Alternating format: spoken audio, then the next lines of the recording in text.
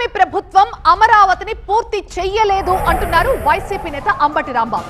అమరావతిలో చంద్రబాబు ఇప్పటిదాకా ఏం నిర్మించారు అని క్వశ్చన్ చేశారు. ఇప్పటికీ కూడా తాత్కాలిక భవనాల్లోనే వెళ్లదీస్తున్నారు అన్నారు.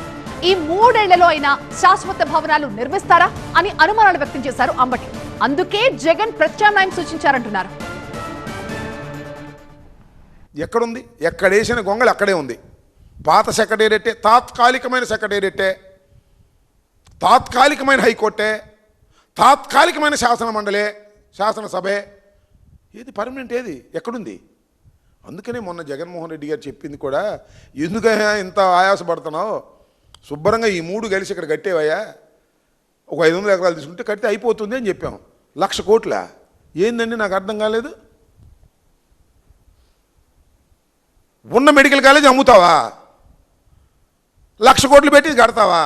5,000 కోట్లతో పూర్తి చేయలేవు నువ్వు. ఏమిటి అన్నీ కూడా ఒక మోసపూరితమైనటువంటి మాటలు మాట్లాడి, మేము ఏ టర్మ్ తీసుకున్నామో జే టర్మ్ తీసుకున్నామో ఏం జరిగిందో మీరు చూస్తారు రాబోయే కాలంలో. ఇవాళ అవ్వలేదుగా, ఇంకా 3.5 సంవత్సరాలు ఉంది వాళ్ళ పరిపాలన. ఇప్పటికీ నేను అడుగుతా ఉన్నా, మీరు మళ్ళా అధికారంలోకి వస్తే ఏం చేస్తారనే ప్రశ్న చంద్రబాబు నాయుడికి వస్తుంది, లోకేష్కి వస్తుంది, మేధావులకి వస్తుంది.